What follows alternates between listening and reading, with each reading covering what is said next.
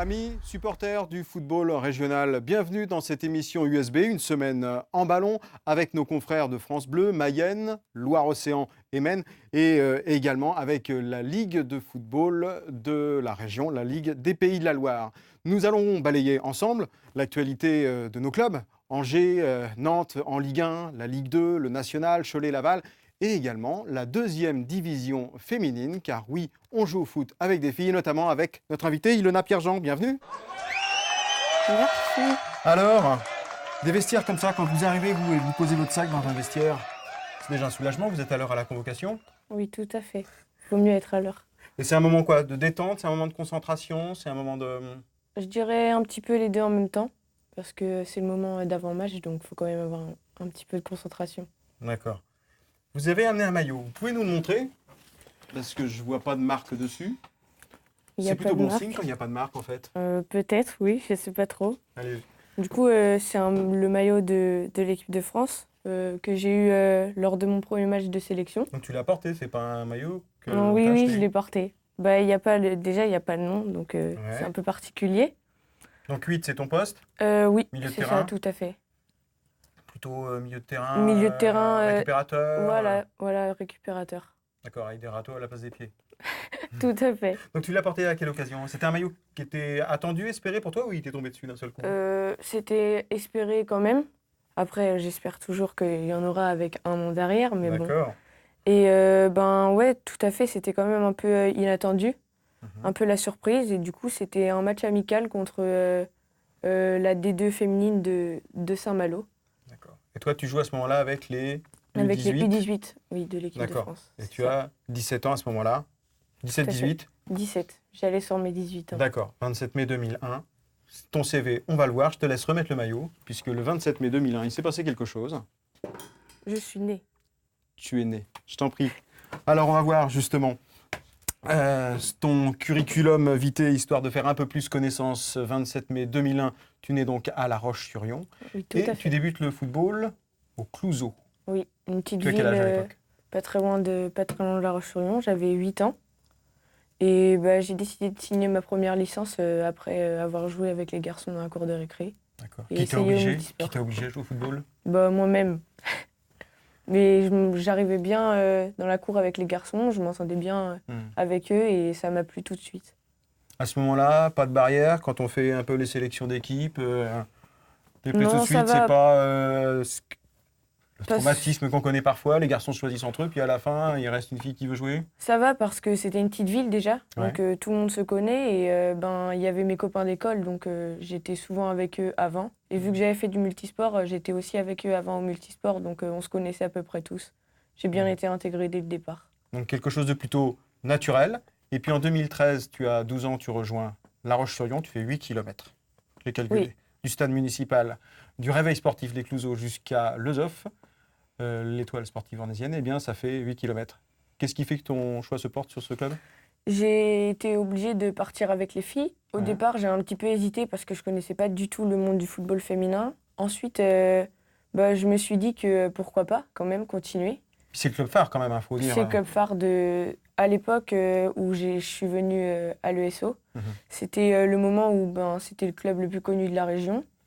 Là, Nantes commence à faire un peu un D'accord. essor. Mais c'est oui, c'est le club le plus connu c'est le club de le la plus connu région, de la du région. département et de la région. Tout à fait. Et du coup, ben, mon choix s'est porté rapidement sur le SO. J'ai rejoint les filles et tout de suite, ça s'est bien passé. Alors on va vite comprendre que tu es une passionnée de football, à lire tes tweets. Oui. J'en ai choisi deux. Le premier dit c'est fou comme le foot, ça peut procurer des émotions pour rien au monde. Je veux changer de sport. T'as écrit ça. Oui.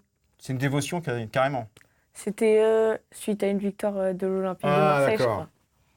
Du coup, après le match de Coupe d'Europe, la saison, il y a 2 ans, il me semble. Et c'était un match énorme. Donc, ouais, j'ai écrit ce tweet. Des émotions donc de joueuses et parfois de supportrices aussi. Alors. Oui, tout à fait, surtout de supportrices avec l'Olympique de Marseille. Et tu dis aussi, je remercie le mec qui a eu l'idée de prendre un ballon et de tirer dedans vers un but avec ses pieds. Merci monsieur, vous êtes un dieu. Mais pourquoi monsieur? C'est pas forcément un homme, ça peut être une femme qui a inventé le football. C'est un homme qui a inventé le football. Ah bon, c'est un homme qui a... Oh, Oui. je sais pas, on ne sait pas hein, dans les textes. Là. Bah, Georges Sand était une femme, on ne sait pas. C'était un point général, on va dire. D'accord. Alors plutôt, toi le football, quand tu es en équipe, plutôt timide ou plutôt leader? Je dirais qu'avec les plus jeunes, j'étais leader. Là, je crois qu'on a une image qui témoigne de ça. Tu n'avais pas le même timbre de voix. Hein. Oui, tout à fait, c'était avec les U16. Et c'est toi qui mène, là, hein? Oui. C'était après une victoire contre l'Écluseau, ton ancien club. Oui, c'est ça. C'est toujours particulier de gagner contre un ancien club. Ouais. Et oui, dans le vestiaire, avec les plus jeunes, j'étais leader. Après là, avec les seniors, c'est un peu plus compliqué au départ parce qu'on est timide forcément. Mais on commence à faire sa place et là, j'ai tendance à être un peu leader naturel, on va dire. Donc j'essaye de... Mais à ta place en apprentissage quand il le faut. Voilà, tu te considères un peu en apprentissage de cette deuxième division féminine puisque c'est ta deuxième saison en fait qui commence. Oui, c'est ma première vraie saison dès le départ vu que l'année dernière, j'ai commencé en mi-saison. Et donc, du coup, ma première vraie saison, c'est un peu de l'apprentissage, mais en même temps, je dois apporter l'expérience que j'ai eue l'année dernière avec un renouvellement du groupe, donc c'est important. Autre aventure footballistique pour toi, l'UNSS, le sport scolaire qui t'a emmené loin avec le lycée Pierre-Mendès France la saison passée, jusqu'en finale, hélas. Oui, jusqu'en finale. Bon, je dis hélas parce que vous la perdez contre Saint-Brieuc. Ça a été un peu compliqué d'encaisser la défaite, mais on était chez nous. Au départ, on partait, on n'était pas très contente parce qu'on ne partait pas. Et au final, je pense que pour chacune d'entre nous, ça a été une expérience exceptionnelle qu'on revivra sans doute jamais. Et du coup, on a été jusqu'en finale, on a perdu, mais bon, c'est la loi du jeu. D'accord. Il y avait en plus une compétition mondiale à la clé oui. Contre l'Allemagne, mais c'est Saint-Brieuc qui a joué. Je ne vais pas raviver les mauvais souvenirs. On va parler un petit peu plus de ton équipe, La Roche-sur-Yon. Vous jouez en rouge, donc ton poste naturel, ça a toujours été milieu récupérateur dans cette équipe? Depuis que je suis arrivée à La Roche, oui, j'ai toujours été milieu récupérateur. Après, quand j'ai évolué dans les catégories, par exemple en U19, ma première année, j'étais plutôt sur les côtés où j'expérimentais le milieu. Et puis ensuite, là, quand je suis arrivée ma première année avec la D2, c'était pareil, j'ai eu un temps d'adaptation. Mais mon poste de base, oui, c'est milieu central. D'accord. Allez, on va faire connaissance avec une coéquipière à toi. On l'a rencontrée, c'était en 2016. Elle avait 15 ans à l'époque. Tu vas nous dire si tu te souviens de cette joueuse? Ils nous voient un peu comme des garçons manqués, tout ça, alors qu'on n'est pas, on n'est pas du tout comme ça. Je sais que c'est difficile, du coup, je garde toujours les études à côté. De toute façon, il faut prévoir pour après. Ça rend un peu jalouse des garçons ou pas, ça? Pas jalouse, mais on trouve que c'est un peu bête que les deux soient pas valorisés de la même façon.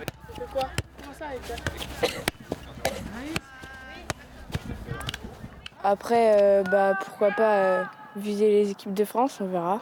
Et puis pour les années à suivre, jouer au plus haut niveau, en D1 féminine. Et puis pourquoi pas l'équipe de France A.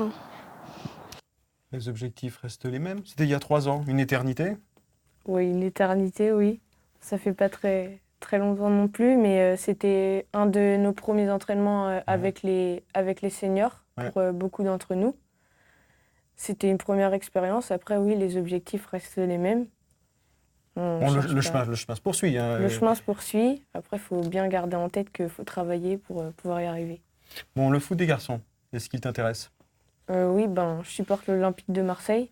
Tu supportes l'Olympique de Marseille. Donc, tu supportes désormais un certain Valentin Rongier. Tout à fait. Donc, ton cœur, il n'est pas à Nantes. Tu vas pas à la Beaujoire? Je vais à la Beaujoire quelques fois, mais pour aller voir des Nantes-Marseille. Pour aller voir des Nantes-Marseille seulement? Oui, pour aller voir des Nantes-Marseille ou parfois voir le dernier match de l'équipe de France qui était à la Beaujoire. J'en ai profité pour aller voir les grands. Et chez les joueuses, alors est-ce que tu as des joueuses références pour toi? Amandine Henry, qui fait partie du 11, qui a été le meilleur 11 de cette année 2019 par la FIFA. Donc il y avait Wendy Renard et Amandine Henry. Plutôt Amandine Henry pour toi alors? Oui, forcément. Amandine Henry, elle joue au même poste auquel j'évolue. Donc forcément, c'est un exemple, on va dire. Après, être nommée dans le 11 de la FIFA, je pense que même pour elle, c'est quelque chose d'exceptionnel. Ah oui. c'est quelque chose de grand. Donc oui, c'est vraiment une référence dans le football féminin en général. Bon, ce mondial, il a été relativement important. Un nom est sorti, celui de Megan Rapinoe. Comme on dit, Megan Rapinoe. Quel regard tu portes? Parce que c'est pas simplement une joueuse, elle devient aussi porte-étendard. Là, c'est un peu le footballeur ou la footballeuse qui devient militant ou militante. Je pense qu'elle a mené des actions que chacune d'entre nous, quand on joue au foot, on a au fond de la tête. Après, il y en a qui les portent beaucoup plus comme elle. C'est un porte-parole pour beaucoup de personnes et je pense que c'est bien qu'il y ait des personnes comme elle qui militent parce qu'elle dégage quand même des messages importants. Contre Trump, contre le racisme, contre l'homophobie. Ça, pas que contre la place de la femme dans la vie. C'est vraiment sur des messages particuliers mais très divers quand même. Alors on va rester dans ce football un peu militant, dont on a compris que toi, si tu es engagé pour le militantisme, on va attendre de voir venir un peu, peut-être, je ne sais pas. Pourquoi pas.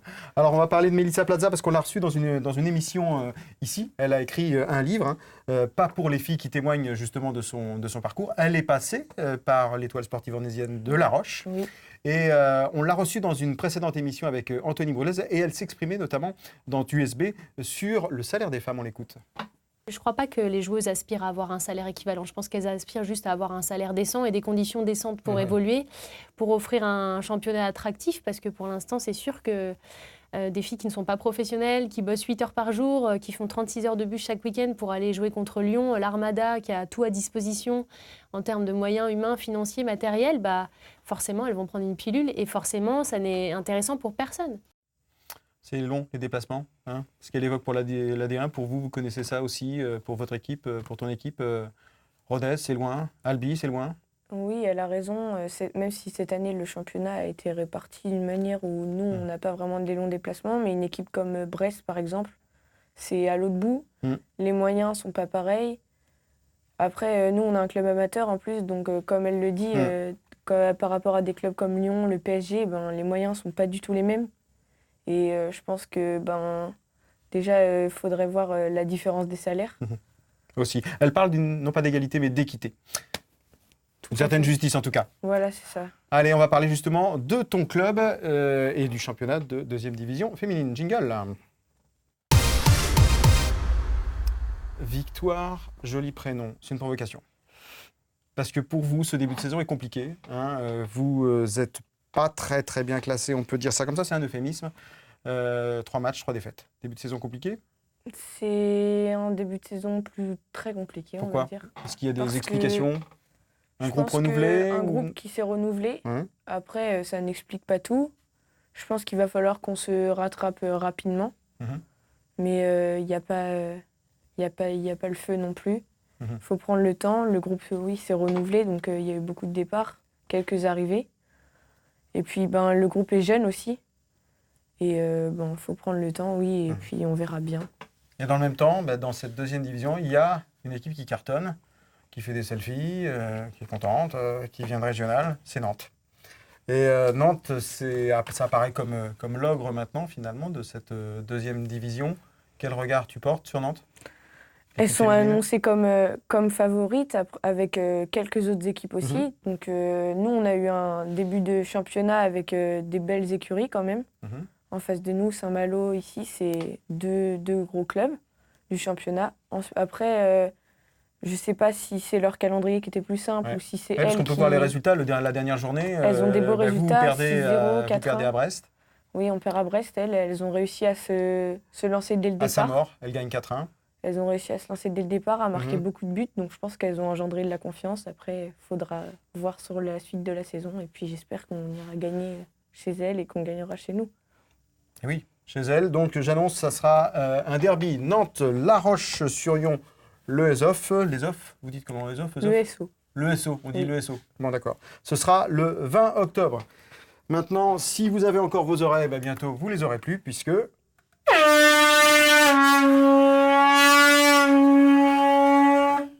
Vous en profitez pleinement. On va passer à notre chronique sur les réseaux sociaux.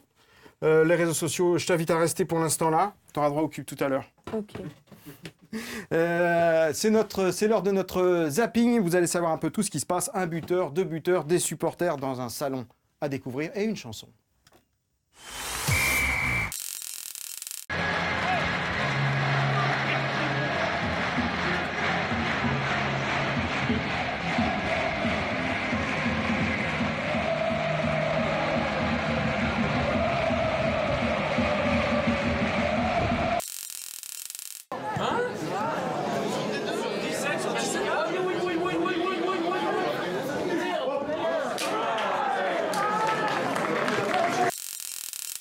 En deuxième mi-temps, on a, je pense, tous souhaité une révolte après le but qui, de mon point de vue, est un peu litigieux parce que sur les images que j'ai faites, j'ai l'impression que le joueur de Laval a sa main bien collée à sa tête pour faire entrer le ballon. C'est surtout le ballon qui fait ascenseur. Aussi. Bon, aussi, c'est ce que nous disaient des joueurs à la sortie. Moi je voulais au mercato un joueur meilleur que Bédimo. Kita avait besoin de sous pour se reteindre les cheveux en roux. Merci Kita. Même si t'es dur sur les prix, je sais qu'au fond t'as compris. Merci Kita pour ta sale clause de rachat. Merci Kita. Donc Valentin Rongier, intérêt à assurer. J'ai vendu Luis Gustavo et Flo Thauvin et Talosto. Bon, il n'est pas temps de faire encore une chronique musicale parce qu'en termes de chansons, pas top. Un commentaire sur cette dernière vidéo ? C'est un peu provocateur, mais bon, après, fallait pas laisser partir Valentin Rongier pour le FC Nantes. Fallait pas laisser partir. Je pense que pour eux, c'est un départ qui va beaucoup les affecter, même après s'ils ont gagné hier contre Rennes. Mais, C'est mercredi, oui. Oui, mercredi. Et c'était quand même un joueur représentatif de l'équipe. Il était capitaine, donc... Tu l'aimais bien, Valentin Rongier ? Oui. Et puis en plus, il venait de la Brigade Loire, enfin c'était du 100% nantais, quasiment. Voilà. Bon, on va passer à notre autre chronique maintenant, celle qui émane de la Ligue régionale de football des Pays de la Loire, parce qu'il y a un 4e tour de Coupe de France, 42 matchs au programme, et il y a le FC 3M, je ne sais pas si tu connais. Le FC 3M, pourtant, ils sont vendéens et ils sont tout contents d'accueillir une équipe 5 divisions au-dessus ce dimanche, ce sera Chaland. Leur réaction. Alors on fait partie du club FC 3M, donc alors moi je suis le président, moi je suis dirigeant dans les équipes seniors, et on est au FC 3M, donc la Meilleray, Montournay, Menambé, qui se situe à côté de Pouzauges. C'est la première fois qu'on a les maillots pour certains, vu que c'est une fusion qui est créée depuis 3 ans, donc un plaisir pour certains, puis un plaisir retrouvé pour d'autres. Donc c'est une surprise d'être ici, le fait d'avoir un adversaire, quoi qu'il arrive, il n'y avait pas de préférence sur ce que vous vouliez en face? Sur l'adversaire, c'est les Herbiers, et bon, on était pour la même poule, donc Chaland c'est très bien. Ouais. Non, mais c'est impeccable, ça va être une belle fête du foot, c'est pour tout le monde, pour tous ceux-là qui font partie du club, que ce soit surtout les bénévoles, les joueurs aussi, le staff, enfin tout le monde. Ouais, il y aura ce qu'il faut. On va rameuter tout le monde. Ça ce qu'il faut. Merci beaucoup en tout cas les gars et bon match. À bientôt. Merci à vous.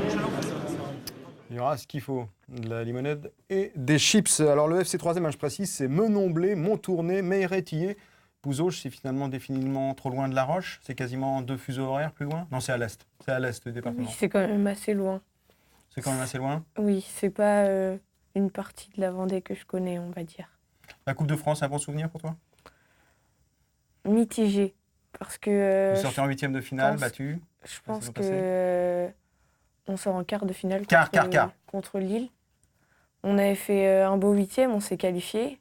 Et je pense que...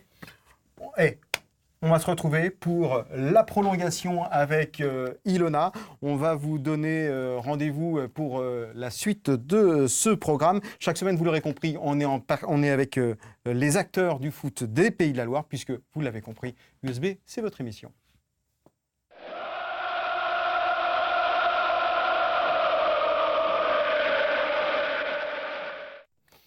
Alors, quel foot tu suis, toi ? C'est plutôt le foot vendéen. Le foot vendéen, mais aussi la Ligue 1 chez les garçons. Après, je suis un petit peu le foot féminin quand même, la D1. Mais oui, surtout les clubs vendéens qui sont plus bas. Les Herbiers, quand ils font un bon parcours en Coupe de France. Oui, par exemple, les Herbiers l'année dernière. Après, oui, surtout la Ligue 1, Marseille. Donc toi, t'es La Roche-sur-Yon ou le Poiret? Je suis plutôt le Poiret. Plutôt le Poiret. Le Poiret qui a fait sa rentrée? Oui. Le Poiret qui a fait sa rentrée sportive. Alors les enfants, ils écoutent bien leur éducateur, qui les emmène, qui les prend par la main. On va voir ça en images. Tu aurais pu choisir de jouer au Poiret, hein? Ça se passe bien au Poiret. Les enfants sont vraiment deux par deux. Quand on leur dit de faire la grimace, qu'est-ce qu'ils font les enfants? Ils font la grimace. Donc c'est pas toujours comme ça dans les écoles de sport quand même, hein. Pourquoi t'as pas choisi le Poiret? Parce que au départ, j'habitais au Clouseau, donc j'ai commencé au Clouseau. Et au moment où il fallait passer avec les filles, il n'y avait pas encore de section féminine au Poiret, alors que j'habitais au Poiret à ce moment-là. Mais ça témoignait aussi d'une ambition. J'ai envie de jouer à un haut niveau. Oui, je pense. Parce que quand j'ai vu que ça commençait à devenir un peu plus sérieux, et que je suis passée avec les filles à l'ESO, je me suis dit que j'allais continuer parce que dès la première année, on avait eu un bon groupe, une bonne génération. Donc je pense que ça n'avait pas vraiment d'intérêt de repartir au Poiret quand ils ont ouvert une section féminine. D'accord. Allez, on va passer maintenant à la Ligue 1. Je vais essayer la corde, mais je vous... Eh ben si, elle marche. La Ligue 1, c'est le moment d'en parler avec tout d'abord le classement de cette Ligue 1 où on voit...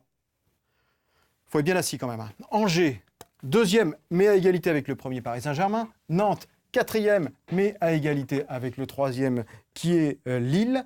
Et à titre de comparaison, la saison passée en 2018, j'ai regardé les chiffres, Angers était 8e et Nantes était 19e. Donc ce classement te surprend? Un petit peu, c'est un début de saison particulier, je trouve. Oui, parce que Marseille est un petit peu loin. Oui, Marseille est un petit peu loin, mais ils vont remonter petit à petit. Ils vont remonter. Oui. Méthode Coué, on y croit, Rongier va jouer. Voilà, et puis il aura fallu un petit peu de temps. Fallait du temps pour démarrer. Allez, c'est notre rubrique maintenant, consacrée d'abord en partie au FC Nantes. De l'art de tirer les pénaltys. Pour ceux qui ont vu le derby de ce mercredi, eh bien, il se trouve que Abdoulaye Touré a réussi le sien d'une magnifique panenka. Quand un peu plus tôt, c'était Diang, le joueur de Rennes, qui avait raté le sien. Donc un derby, ça se joue finalement des fois au pénalty. Tu aimes les pénaltys? Tu en tires ou pas, toi? J'en ai tiré sur les matchs amicaux du début de saison. Après, je préfère gagner avant la fin du match, mais pendant le match, ça va. Mais que les matchs amicaux, non. Non, pas le pénalty que les matchs amicaux.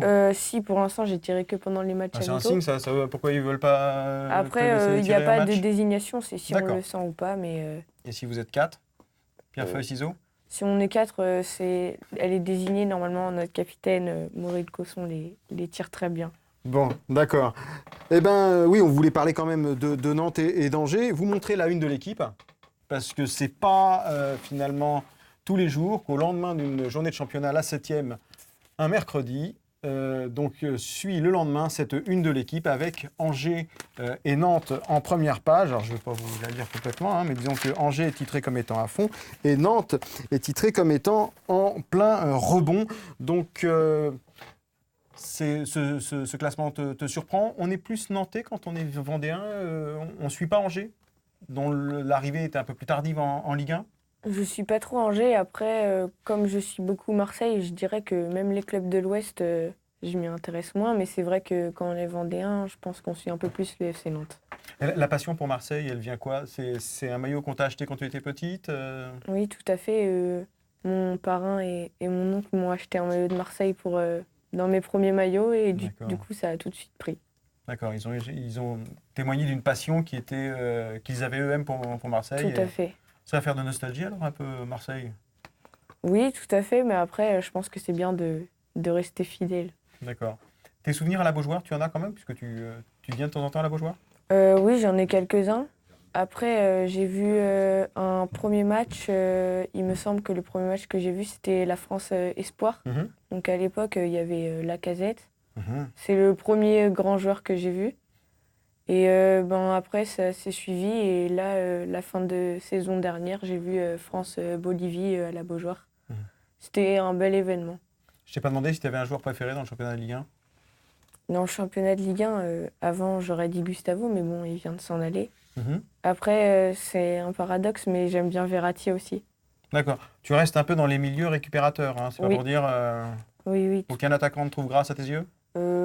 Forcément, il y a des très bons attaquants en Ligue 1, mais après, je préfère quand même les milieux. Bon, alors je ne sais pas si l'assistance vidéo est un allié du défenseur. On ne l'aime pas trop quand on est défenseur, hein, je crois, l'assistance vidéo. C'est pourtant le thème qu'on va aborder là aujourd'hui avec l'arbitre, puisque c'est la chronique de l'arbitrage qui nous est proposée. C'est Sébastien Denis qui intervient. Il est ancien arbitre lui-même et consultant pour France Bleu Loire-Océan. Et il nous donne son point de vue à lui. On demandera le tien après sur cette assistance vidéo, savoir si elle crée des problèmes ou si elle en résout. Alors, est-ce que ça crée plus de problèmes? Je ne pense pas. Ça amène parfois de l'incompréhension, un manque de spontanéité dans l'émotion que peuvent vivre les acteurs, le public. Ça a vraiment révolutionné un petit peu le déroulement des rencontres ces 2 dernières saisons. Je pense qu'il va falloir attendre encore un petit peu de temps avant de faire un bilan concret, de savoir est-ce que c'est plutôt bénéfique ou non pour le foot. Il est certain que statistiquement, ça a corrigé des erreurs. Maintenant, ça a amené une autre façon de regarder les rencontres, d'autres émotions. Ça a plutôt atténué certaines émotions, à mon sens. Et je pense aux yeux de beaucoup d'amoureux du foot ou d'acteurs du foot. Maintenant, est-ce que ça met plus de pression sur les arbitres? Non plus, je ne pense pas. J'aimerais un petit peu comparer ça à un trapéziste qui sait qu'il maintenant il a un filet de protection derrière lui dans sa prise de décision. Maintenant, ce qui faisait la beauté et la force de l'arbitrage, pour moi, c'était la spontanéité de la décision, la personnalité de l'arbitre qui savait vendre une décision sur ce qu'il avait vu. Or, aujourd'hui, on en reste soumis à une assistance vidéo qui peut, à mon sens, amener un petit peu de frustration chez certains acteurs, qu'ils soient joueurs, entraîneurs et arbitres.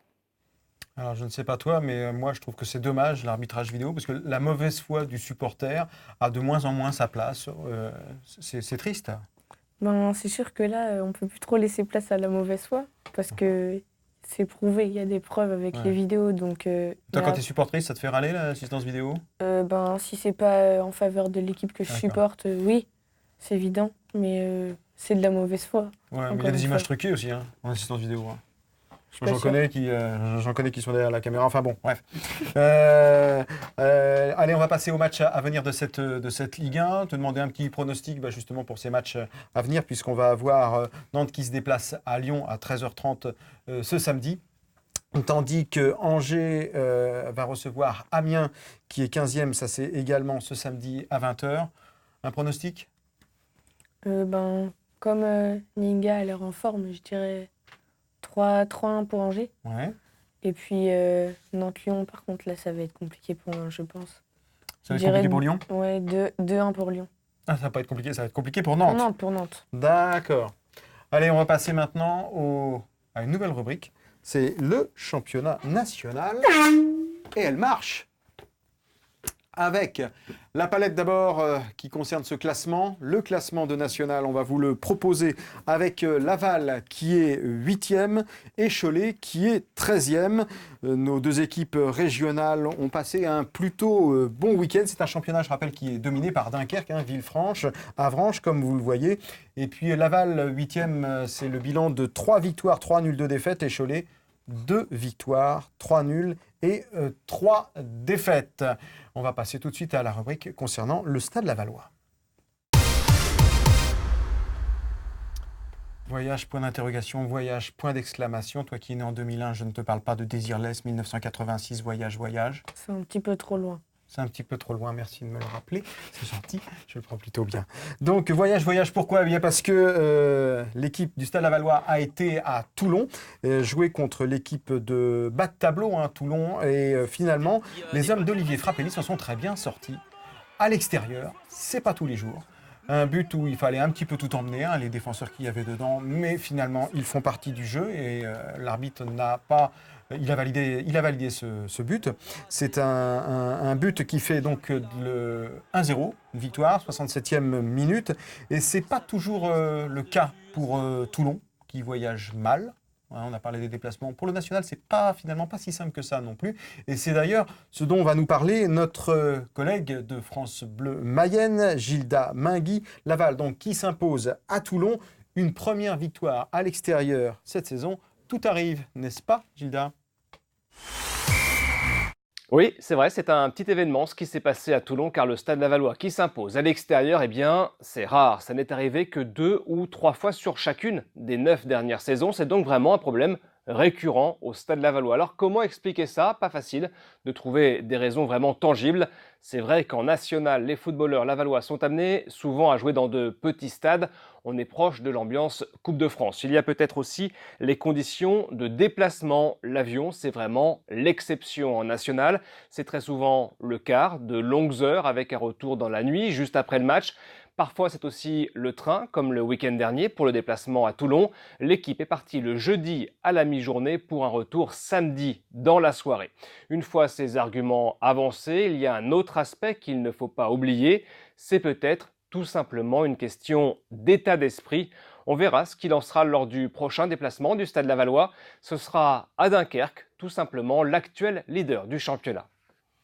Et toi qui joues le dimanche, tu fais une croix sur le dimanche, j'imagine, quand tu dois te déplacer quand tu dois aller à Albi, par exemple, comme le week-end prochain? Oui, tout à fait. Après, c'est des sacrifices qu'on fait parce qu'on a envie de les faire. Donc, je ne parlerai même pas de sacrifices.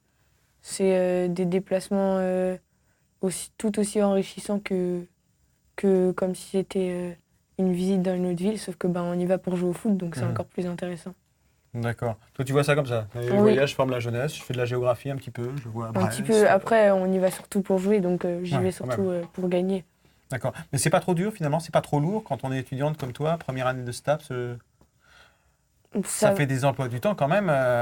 T'emmènes tes cours dans le bus? Oui, j'emmène mes cours dans le bus. Après, quand on se déplace en train, c'est d'autant plus facile. Cette saison, ce sera un peu plus compliqué pour se déplacer en train parce que c'est plus proche. Mais c'est sûr que c'est lourd. Après, on trouve des temps pour se reposer et c'est à nous d'économiser notre énergie. Enfin, quand tu iras à Rodez, j'espère que tu n'es pas malade en bus. Non, parce que ça va. c'est un peu, ça tourne un peu quand même. D'autres sports, tu avais tenté toi? J'avais tenté juste le multisport. Après, c'est quoi le multisport? Je ne connais pas ce sport, le multisport. Le multisport, c'est plein de sports. Tu testes tout? À la découverte de plein de sports. Et puis, c'est là que j'ai découvert qu'il fallait que je fasse du foot. D'accord, on peut faire plusieurs choses à la fois. Le Stade Lavallois, par exemple. Le Stade Lavallois, et puis c'est pas les seuls à faire cette expérience. Ils s'entraînent à la boxe. Alors on voit un monsieur expérimenté, et paf, le jeune Lavallois, finalement, c'est pour s'aguerrir. Je sais qu'il y a des gardiens de but qui font des sensibilisations à la boxe, notamment. Tu étais au courant de ces expériences-là? Oui, j'ai déjà vu notamment des vidéos d'Hugo Lloris en équipe de France. Pour vaincre son appréhension. Oui, tout à fait. Après, je pense que c'est aussi, je sais pas, ça doit travailler les réflexes.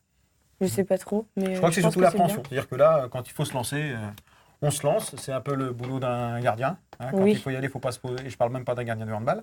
Il ne faut vraiment pas se poser de questions. Et c'est une manière finalement de vaincre son appréhension. Le foot national, tu ne suis pas trop. Alors je vais te donner quand même des informations concernant Cholet. Oui. Tu as retenu Cholet, ils sont combien? Cholet 4e, c'est ça? Mais non, Cholet, ils ne sont pas 4e, ils sont 13e au classement. Et Cholet a ramené une victoire également le week-end dernier, vendredi dernier. C'était. Alors, d'abord, il y a un but de casquette. C'est contre le Puy. Le joueur a poussé le ballon, l'autre a pu tirer le corner. Et ça fait 1-0 pour le Puy, maillot rose. Maillot sombre, Cholet égalise. Il faut toujours suivre après une frappe. Le conseil de l'entraîneur doit être suivi. Et là, c'est ça, Trabelsi, qui a bien suivi. Et finalement, Cholet, chez lui, va s'imposer 2-1. Grâce à un deuxième but de Benjamin Gomel.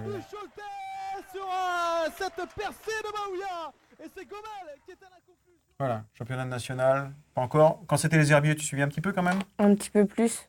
Mais oui, maintenant, je suis pas trop. Il faut qu'il y ait un club qui remonte. Les Herbiers, ils sont bien. Hein. Oui, ils sont pas les mal. Herbiers sont bien lancés. Ils ont fait de bonnes recrues, donc je pense que pourquoi pas. D'accord. Il faut vraiment qu'il y ait un club de ton coin pour que tu t'y intéresses. Oui. Je comprends, tout le monde est un peu comme ça en fait. Allez, on va voir justement les matchs à venir de ce championnat de national. Pour vous dire que ce vendredi, donc, Laval, 8e, reçoit Bourg-Péronas. C'est jouable. Ça sera plus compliqué pour Cholet, qui se déplace à Boulogne chez un certain Scaramosino, très présent sur les réseaux sociaux et qu'on salue au passage, puisqu'il a alimenté beaucoup de chroniques une semaine en ballon la saison passée. Une petite info sur la Ligue 2, pour ne pas oublier Le Mans, vous dire qu'après avoir été battu par Ajaccio le week-end dernier, cette équipe du Mans qui est avant-dernière, se déplace lundi prochain à Guingamp chez le 14e. On a bientôt fini cette émission.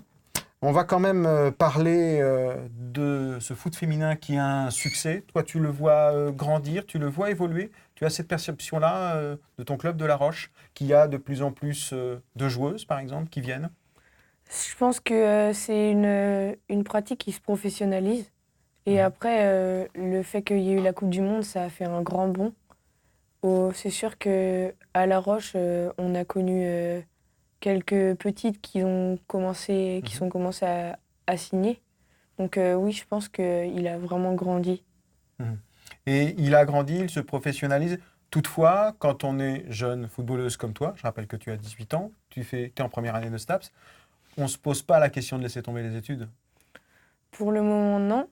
Après, on ne sait pas les opportunités qui peuvent venir, mais pour l'instant, je peux allier les deux et c'est sûr qu'il faut préparer la suite.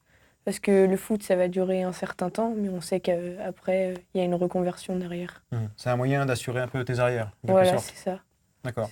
Comme le font les volleyeuses, les handballeuses, qui savent qu'elles ne vont pas forcément vivre de leur métier et qui, du coup, ne lâchent pas les études parce que la pratique de ce sport le permet. Oui, et puis après, on n'est pas, à notre âge, on ne peut pas être assuré de percer, entre guillemets. Donc, faut assurer nos arrières. Et puis, pourquoi pas allier le foot et un métier en même temps. Et si c'est pas le foot, ce serait quoi, toi, ton métier, alors? Je pense que, vu que je suis dans des études de STAPS, je pense que j'aimerais bien faire éducatrice sportive, mais spécialisée, avec des handicapés, handisport ou handicapés moteurs. Et pourquoi pas d'autres publics. Très bien. Eh bien, on va parler encore un petit mot de football, pour parler de ce football féminin qui est victime de son succès, notamment à cause de le saut football. Parce qu'à La Roche, vous avez piqué des joueuses, ça arrive, on vient pour progresser. Et c'est Les Herbiers qui a lancé un appel. Alors voilà, les équipes U18, les équipes seniors cherchent des joueuses. Si tu as un doute dans la saison, tu veux faire autre chose, voilà. Eux, ils cherchent du monde. Non, je plaisante, je sais que tu as de quoi t'occuper. Ils cherchent du monde. Ils sont victimes de leur succès parce qu'il faut compléter des équipes qui ont été nourries notamment par l'effet Coupe de France. Aux Herbiers, l'effet Coupe de France en 2018, beaucoup de filles sont venues jouer, pas simplement parce qu'il y a le mondial, de voir les garçons gagner également dans leur ville, eh bien ça leur a donné envie de jouer au foot. On va arriver maintenant au quiz, moment tant attendu, tant redouté, avec le reste de ce que nous avons en gaz dans notre corne de brume. Alors là, je vais te poser la question, tu vas pouvoir rester assise, mais avant de choisir cette question, il faudrait que tu ouvres un placard, histoire de me dire quelle question je te pose. Est-ce que je te pose une question bleue, rouge, jaune? Alors, choisis un placard derrière toi. Lequel tu ouvres? Celui-là. Le premier. Jaune. Jaune. Bon, c'est une question football, donc il y a donc un petit peu de jaune dedans, un petit peu de FC Nantes. Mais est-ce que c'est un bon indice ou un mauvais indice? On va le savoir très très vite. Cette question que tu ne connais donc pas à l'avance. Lyon est le club le plus titré de première division féminine. Tu me suis jusque-là? Oui. Et Lyon a aussi décroché 7 titres en Ligue 1 chez les garçons. Mais quels sont les deux autres clubs, si je me fais bien comprendre, quels sont les deux autres clubs titrés à la fois chez les garçons et chez les filles dans l'élite? Je te fais 3 propositions. Proposition A, Montpellier et Reims. Proposition B, Reims et Nantes. Un indice. Proposition C, PSG et Montpellier. Il me semble que c'est PSG et Montpellier. Il te semble que c'est PSG Montpellier? On écoute? Je suis content de t'avoir piégé. un bac scientifique, un STAPS. Montpellier. C'était une question difficile. Allez, viens me rejoindre sur le cube. Je vais te donner la bonne réponse.